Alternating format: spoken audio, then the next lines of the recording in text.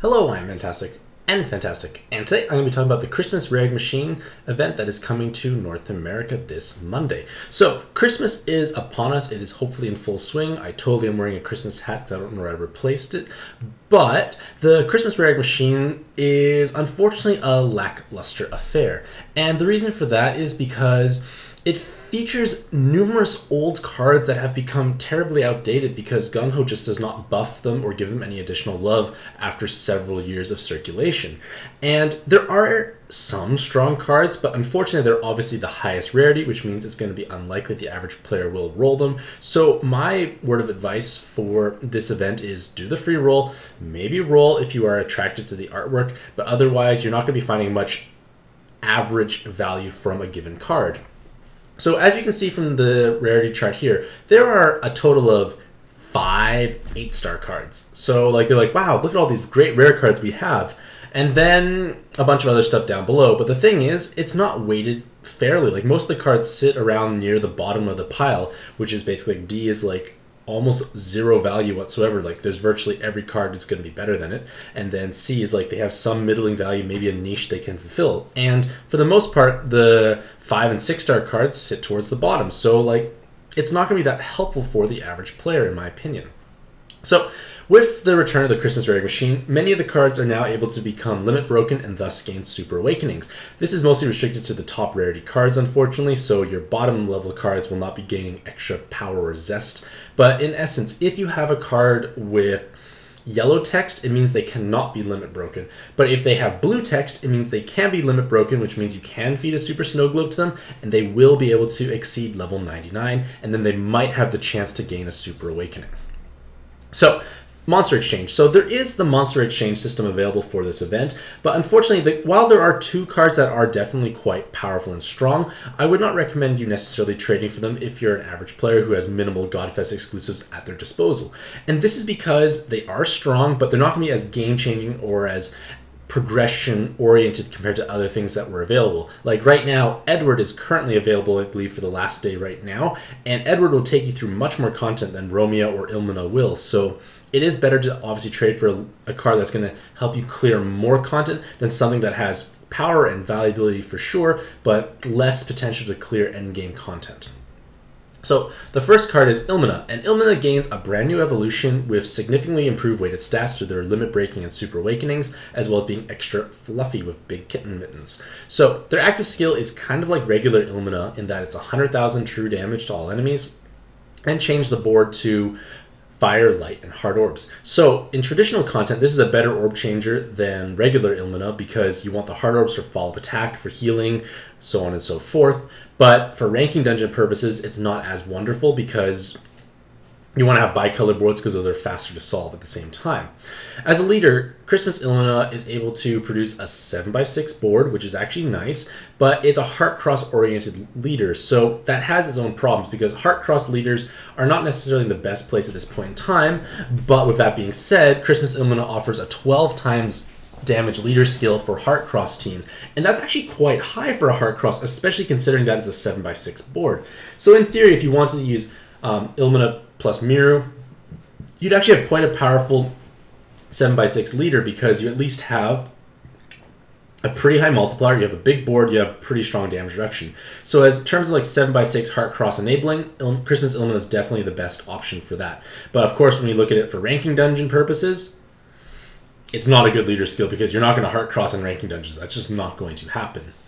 In terms of their awakenings, they have 2 skill boosts. They got essentially 3 time extends, a VDP, 2 team healths, which is going to help boost or bolster the overall team HP overall, and then a 7 combo, and then the ability to gain either bind immunity, another VDP, or another 7 combo through super awakenings. So all 3 of the super awakenings are definitely powerful, but you only can unfortunately choose one of those. So it comes down to personal preference what you need more. Do you need more damage, like general damage? Do you want better VDP option, or do you want full bind immunity for that kind of utility? It all comes down to what you actually need for the dungeon at hand. So I do want to kind of stress that she does have large amounts of weighted stats, which are amplified through limit breaking, but these 2 enhanced team health awakenings means that you're actually going to be having sizable amounts of bulk for your team. It's almost like an ideal being on your team in the sense that you're going to have a huge surge of actual health on your team, and it's going to help things like Edward, especially because Edward teams are very sensitive to their health, and by being able to bolster your health by 10,000+ from one card is a very big deal. So basically, in essence, like, it's a very luxurious sub as well as a luxurious leader for something that's not necessarily that potent at this point in time, mostly because Heart Cross teams are problematic. But as a sub, like I said, it's obviously strong on Edward teams. It's also strong on sealed, like Valkyrie Seal teams, because Valkyrie Seal has to use healer types, and the VDP options available for healers are quite low, so Christmas Illumina is definitely going to be one of the best options you could possibly have. So that's going to definitely make a big difference for your team composition moving forward. So again, it is more of a luxury-based sub and a situational leader overall, but she will not be helping your ranking dungeon progression like the regular Illumina from the Heroine event. Next is Christmas Yogg, who, in my opinion, has a kind of a badly done artwork. Like, his icon just looks very pixelated. It looks like it's from, like, a very old gaming system. It just doesn't look very vibrant or lively, so that's a little drawback because we are somewhat attracted to the artwork of her cards. But in terms of his overall viability and usage, he is essentially a color-swapped beach Yogg or light Yogg, in the sense that he kind of combines the best elements of the regular light Yogg's two forms into one, so he definitely has an advantage there in terms of leader skill and awakenings. But the main problem is his coloring. Being red is a little problematic because, yes, red farming is something that is possible, but the thing is, Yogg does not have a good pairing for that. Like, you can use double Yoggs, of course, but the thing is, one of the big strengths that light Yogg has is that they can pair something like light Vag. And light Vag allows you to deal very sizable amounts of follow-up attack damage to actually kill resolve spawns, but they have a reasonably strong multiplier at the same time, because it's at least, it's a pretty high multiplier already. So the main idea is Hino is another red pairing, but Hino has a terribly low multiplier. Echidna has a multiplier as well, but it's not going to be high enough either. It needs too many connected orbs to be truly viable, so it's just going to be not as efficient pairings overall, because when you have something with a high multiplier like light Yogg with light Vag, the idea is you can basically just pound your way through content, and then you don't have to worry about making a follow-up attack column of hearts ever, because the ping from Vag afterwards is going to be dealing enough to actually execute the resolve spawn after they've been pushed down to their 1 health. So that is the main idea of using Yogg for farming certain content. Like Machine Noah builds, one of the more popular ones I know is light Vag plus light Yogg, because it's high damage, easy to deal with resolve spawns at the end while you can form VDP, etc. So he is strong, he is powerful, but it's more edging definitely more on luxurious because, again, he has the health clause as well as making 2 fire combos. So you're modestly orb hungry, you have to be high health to truly deal damage, so it's just things that kind of hold him back from being a traditional leader overall. Next is Christmas Romeo, and she's another new card, very pretty and quite powerful at the same time. Her active skill is a 4 elemental board changer, making fire, wood, dark, and hard orbs, as well as 4 turns of wood orb skyfalls. So that's very unique and interesting. You have a powerful board changer because you should have enough hearts for a follow-up attack, as well as activating whatever team you're playing, and wood skyfalls for 4 turns. This is something we don't have. Most of the strong Skyfall buff cards come with double orb changers like the Eshamali series or Sheet. So it's quite unique in that regards that you can accomplish several things at the same time, so that definitely has value. As a leader, they can form a 16 times damage team, but the problem is you have to match fire, wood, and dark orbs at the same time. Now, this is statistically easier than matching, say, 2 fire combos for, like, Yogg, but of course the problem is if you don't have one of those colors present, you lose all your damage reduction capabilities, and dual Romeo is 75%, which is the equivalent to 4 times effective health. But remember, if you don't activate, you don't have health, because you don't have damage reduction, which means you cannot stall, which means you are going to have issues because you can't stall in a dungeon. I guess it's kind of circumnavigated by the fact that you have 3 skill boosts, so you can go fast, fast, fast, but in longer content where you need to stall for active skills to come back up, it's going to be problematic compared to something that has naturally 4 times health, which is unconditional. So that is definitely a large drawback, but other than that, she's still a reasonably strong leader. In theory, you can pair something like, say, Diabolus, who could give you higher consistency. You lose damage, you lose some damage reduction, but you have a bigger board, and you should almost always have those 3 colors available. So again, it's pros and cons of pairing with a Diablos, and a 7x6 board. In terms of her awakening, she has 2 7 combos and the ability to gain a 3rd or a VDP through Super Awakening, so she can be quite powerful. But the main drawback at this point in time is that Wood teams right now are not as proficient overall because they just lack a super strong leader. Like Sylvie does have 4 times health, but Rose are just not as ideal. Less subpool compared to Ryune, that sort of idea. Like it's just not going to be as efficient. So like you can use Zila, you can use Vraska, and Romeo will definitely fit well on those teams, but it's just another issue is Romeo is still basically like a damage stick sub. Yes, you can use Green Nay for double 7 combo and VDP. Romeo can do that too, so you do have some options there. Triple 7 combo, Zila is oftentimes a better choice because Zila has huge weight stats as well, but she already comes with a follow-up attack and arguably a stronger active skill at the same time. So it's kind of just pros and cons. Like a damage stick or a high damage sub is nice, but unless they're truly exceptional, which Romeo is unfortunately not, it's going to be hard to really stand out from the crowd because yes, you have 2 7 combos naturally, but you don't gain the Super Awakening in co-op mode, which definitely diminishes her overall value, whereas Zila has 7 combo across all game modes, which is definitely a big aspect. Christmas Callie. So Christmas Callie is one of the older Christmas cards, and she's kind of solidified the notion that Gung-Ho no longer loves Callie. Yogg is really kind of the new in thing. Gung-Ho is recoloring or reskinning Yogg to all different colors, and Callie used to be one of those people that was done that, and now she does not receive that anymore, despite the fact that rainbow-based teams have some relevance once again. And the main problem with Christmas Callie is that she just feels outdated. Her leader skill is reasonable, but it's a rainbow-based leader for 225 times health attack and 2.25 times health recovery. So it's a reasonable leader skill on paper, same as Yusuke, but you're not as easily able to focus your damage. You can't really use orb changers very well. You can't use bicolor board changers like Yusuke can to like just smash your way through with lots of light combos. So you are going to have that issue there of having your damage being less condensed. You also have to consider the fact that you have lower activation consistency.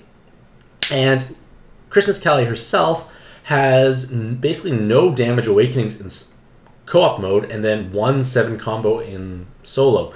It's very low damage output, and if you use double Christmas Callies, your overall damage output is going to be quite low because 1/3 of your team is not going to be dealing very much damage, so that is going to be problematic. And because of that, it also makes her a less valuable sub because she's not going to be dealing much damage.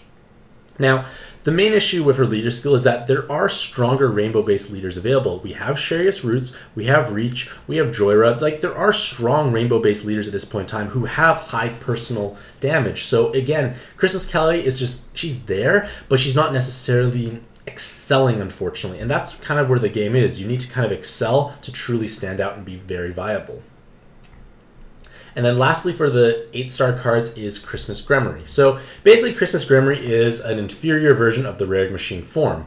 And that is problematic because she did receive some buffs. She got better awakenings, a better active skill, but it's just not going to be strong enough. Like the Rare Machine Gremory, in my opinion, is still a very lackluster card. And the fact that Christmas Gremory is even weaker is a bad indication of where this is heading. Because Christmas Gremory has a lower attack multiplier, and she has less ideal cards to choose from for 1-turn active skills to trigger her full multiplier. You can use the Halloween Mine much more efficiently on the Rare Machine Gremory because at least it's all dark based. But the thing is, like, it's not as proficient for Christmas Gremory. So, like, I feel like Heartcross leaders are definitely awkward. On 6x5, it's challenging to hit 7 combos, which is where most of the damage output comes from for most cards. And the fact that you're inconsistent activation, you don't always have 5 hard orbs present at the same time, some issue stalling, makes them just problematic cards at this point in time because 4 times health unconditionally is so tanky. You have much easier damage activation requirements for various other leaders, and you can overcome combo shields, which is Heartcross leaders cannot, unfortunately.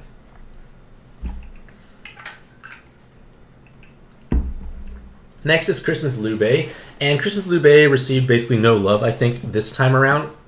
He's just as effective or ineffective as he was the previous Christmas time. His active skill changes Darken Hearts to Fire and then 30% full health heal. So that has some merit on, say, like Enra or Christmas Yogg teams, but again, it's quite situational overall.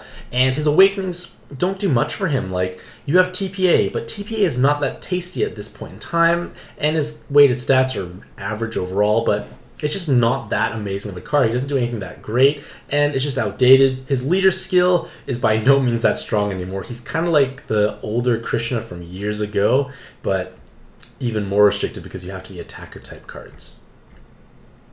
Next is Christmas Sakuya, and Christmas Sakuya is basically the same active skill as the non-awoken reincarnated forms, which means it's quite lackluster. Her active skill is quite outdated. Like, yes, you have 2.25 times health recovery, but your damage is only 7.5 times 7.5, which is less than 64 times, so terribly low damage output.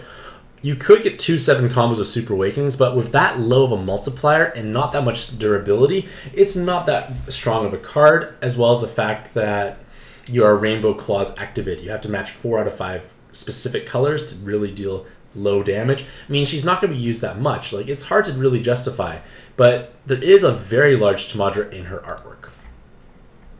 Next is Christmas Greta, and she's another new card, and I'm not sure why it's not saying new in the article here, but she has a unique active skill in that she can change the enemy's attribute to light, as well as changing light and jammer poison orbs into dark orbs on an 18-turn cooldown. So this is the first card, I believe, that can change an enemy's element to light, which has certain applications for cheese-based teams, basically leaders who want to naturally have high damage reduction against light-based cards in their leader skill, can basically stall infinitely on that spawn and kill them off whenever is convenient. So it has value there, but it also can have some value for dark-based teams that need to deal stupendously high amounts of damage to a single spawn and are struggling to do so otherwise. Because when you change an enemy's attribute to light, you're automatically ensuring that you have 2 times damage against that spawn if you're dark. And this color swapping does definitely have some minuscule value for damage output, but it's rare at this point in time because we have leaders that can deal so much damage already that this shouldn't necessarily be an issue, but it's at least worth mentioning because it is kind of unique. Other than that, she has this Dungeon Bonus Awakening, which only works in solo mode and slightly increases the rank experience, monster experience, coins, and egg drop rates when playing solo. Solo mode at this point in time is still unloved, mostly because Gung Ho wants you to play co-op mode because it's half stamina, easier to bring active skills, shared awakening, so on and so forth. So it's something that's there. It can be used as a sub, at least, unlike base Vero, who has to be used as a leader, so maybe certain situations might have some applications for yourself, but it's pretty situational where you would use the Dungeon Bonus Awakening. Other than that, she has 4 TPAs, and like I've mentioned beforehand, TPA is not in a good spot right now. 7 combos are far more reliable sources of damage output, so it's just kind of challenging to truly justify using Christmas Greta. So she's, in essence, a asset-heavy girl who's lying on her stomach, as well as a niche or situational active skill that can change the enemy's attribute into light. And lastly, for the 7 stars is Christmas Fagin, and he's basically like the reincarnated Sakuya's active skill in terms of gravity bind clearing, as well as a board changer for fire, water, wood, and light, and heal orbs. So he's got the same board changer as Tachibana, but because he tries to combine several different elements, he has a 20-turn active skill cooldown, which can be offset by skill charge, but Tachibana has better secondary effects in my opinion. It's either +2 combo count or 75% damage reduction, which are much better than a gravity, which usually gets voided out or absorbed anyways, or a tiny bind clear at the same time. So Christmas Fagin can be a serviceable sub in certain situations, but the problem is you only get the second 7 combo in solo mode for the Super Awakenings, whereas Tachibanas, or in most other double 7 combo cards, have double 7 combo all the time. So he could have been good maybe a year ago, but at this point in time, there are just so many better options available for a damage boosting card with board changer and secondary effects. Next is Christmas Solace, and Christmas Solace used to be quite unique and valuable in the past because she was one of the few cards with double Co-op Boost Awakening, and Co-op Boost Awakening gives you 1.5 times stats in co-op, so double is 2.25 times stats. So her attack stat value is times by 2.25, so she ends up having a very high amount of attack, which is important because she's able to act as a button base for co-op farming. So for instance, let's say you inherit Grimjaw, which is 300 times attack value on top of Solace. you are able to deal very large amounts of damage and potentially button your way through spawns of, say, like 1 million or so health and basically progress through the dungeon much faster. These types of farming applications are only applicable to people who actually enjoy that type of gameplay. Basically, they want to clear a dungeon as fast as possible, many times to make it as brainless. And the thing is, when you button a spawn as opposed to swiping a spawn, like from a full board of one color, buttoning is faster because there's no animation transition time between the two teams. So it's faster, it can be more efficient, but again, how much of the average player base will use this remains to be seen. It's quite situational and niche overall still. But again, if you are lacking double co-op boost cards and you roll her, it is nice to have. Next is Christmas Haku, and Christmas Haku has fallen out of grace quite quickly because even Rag Machine Haku has not been used much since like the glorious Dark Athena and Kushinada Hime days. Like, there are much stronger options available with much higher effective damage outputs. So Christmas Haku kind of suffers from a similar drawback overall. She does feature the traditional board change of no secondary effect of Haku, which may or may not have value for your team you're playing, but the absence of hearts is definitely a drawback. She does provide you with 5 orb enhances, which does ensure all dark orbs are enhanced, but she has low weighted stats, which makes it harder to justify using her on a team because she's just going to bring down possibly the overall output, as well as her own personal output being quite low. So again, possible orb enhance niche, but other than that, not much applications. Now, Christmas Genie is another older card, but she has surprisingly aged quite well. And the reason for that is because after the Rag Machine renewal, many of the old Silver Egg base cards were removed. And when they were removed, they were no longer available. So now you can't roll a Genie from the Rag Machine, which makes Christmas Genie more unique and thus more valuable. Kind of a strange thing to have happen. Your competition got removed, therefore you are more interesting. But Christmas Genie's basically claim to fame is going to be ability to avoid all dark damage for 3 turns, and then light orb enhance at the same time. So being able to avoid all dark damage has certain applications for playing through certain dungeons where you need to tank an outrageously large hit, or where you need to stall somewhere, or you want to stay at full health if you're playing a team that must be at full health and there's a preemptive coming on the next floor. So it has some situational value there, but the fact that we can't acquire a Genie from the Rag Machine anymore makes Christmas Genie more unique and valuable in that same train of thought. But the problem is it only voids dark damage, so you have to make sure you research the dungeon carefully to ensure that you're actually resisting the color that's actually going to be resisted. And then lastly, you come to the 5-star base cards, which are a pretty big downhill turn, starting with Christmas Hatsume, who is basically like the ninja version with no weapon assist form and lackluster, horribly low stats, and just a single dragon killer. Orb changer of wood to fire does not mean much. 1 dragon killer is only 3 times damage against a particular spawn, and basically every other card in the game will have higher personal damage, even with just 1/7 combo, because they have higher weighted stats. Next is Christmas Freya, and Christmas Freya is basically like a bad form of the non-reincarnated or awoken Freyas. It's got a very weak active skill of only 1.5 times attack for 3 turns, which means nothing really. And yeah, 1 devil killer, similar idea of 1 dragon killer, not enough effective damage. I would not use this card really in any situation because almost everything is higher damage output in terms of a sub or better damage boosting potential through an active skill. Next is Christmas Castor and Pollux. They are still relevant simply because their active skill has value because it spawns 2 columns of orbs with 1 turn of haste. So 2 column of orbs used to be valuable for the old Hera Dragon farming strategies, but that is not a thing anymore, and now the attention has now shifted into leaders that can fully activate off of only 5 connected orbs. And those leaders are able to deal very large amounts of damage with 5 connected orbs. So in farming builds, 1 active skill from Christmas Castor and Pollux is able to solve 2 floors worth of problems. Basically, you have a light and a dark column. You use cards with like specific killers in those colors against various spawns. You make the columns. You just make sure only 1 is matched at a time, and bam, huge amounts of damage to that spawn. Easy way to sweep the floor. Luxurious overall for sure, but there are still some farming setups that do value double column orb generators. And then lastly, we come to Christmas Venus. So Christmas Venus basically has the same active skill as the reincarnated form of the Rag Machine Venus. So enhanced light orbs, and then plus orb movement time. So if you need a plus orb movement time active skill, this can come in handy because it's only a 4-turn cooldown. Diao Chen tends to be a little stronger for 2 turns, but again, this is a bottom rarity collab card or seasonal card, so we can't expect too much.